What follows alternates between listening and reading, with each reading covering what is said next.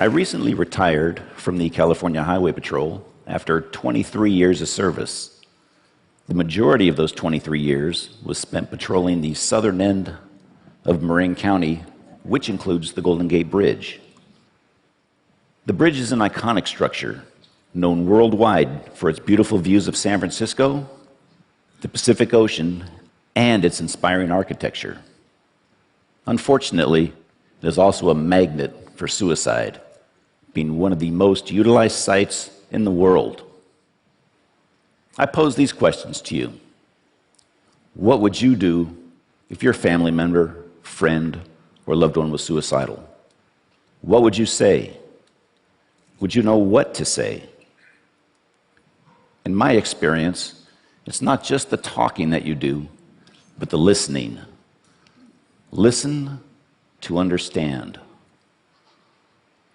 Don't argue, blame, or tell the person you know how they feel, because you probably don't. By just being there, you may just be the turning point that they need. If you think someone is suicidal, don't be afraid to confront them and ask the question. One way of asking them the question is like this. Others in similar circumstances have thought about ending their life. Have you had these thoughts? Confronting the person head on may just save their life and be a turning point for them. Some other signs to look for: hopelessness, believing that things are terrible and never going to get better. Helplessness, believing that there's nothing that you can do about it.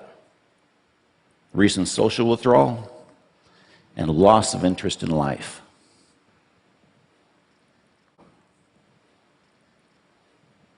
I'd like to introduce you to a man I refer to as hope and courage.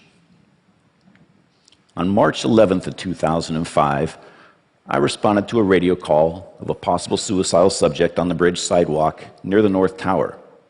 I rode my motorcycle down the sidewalk and observed this man, Kevin Berthia, standing on the sidewalk. When he saw me, he immediately traversed that pedestrian rail and stood on that small pipe which goes around the tower. For the next hour and a half, I listened as Kevin spoke about his depression and hopelessness. Kevin decided on his own that day to come back over that rail and give life another chance. When Kevin came back over, I congratulated him. This is a new beginning, a new life. But I asked him, what was it that made you come back and give hope and life another chance? And you know what he told me? He said, you listened. You let me speak, and you just listened. This is what suicide does. For most suicidal folks, or those contemplating suicide, they wouldn't think of hurting another person.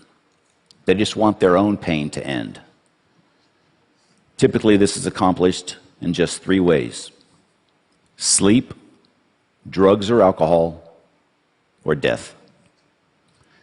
In my career, I've responded to and been involved in hundreds of mental illness and suicide calls around the bridge. Of those incidents I've been directly involved with, I've only lost 2, but that's 2 too many. One was Jason.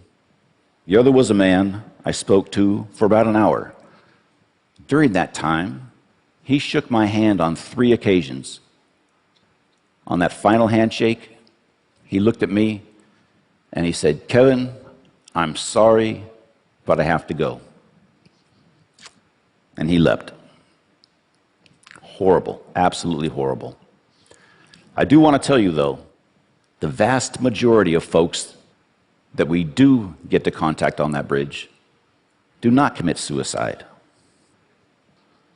Additionally, that very few who have jumped off the bridge and lived and can talk about it, that 1% to 2%, most of those folks have said that the second that they let go of that rail, they knew that they had made a mistake and they wanted to live.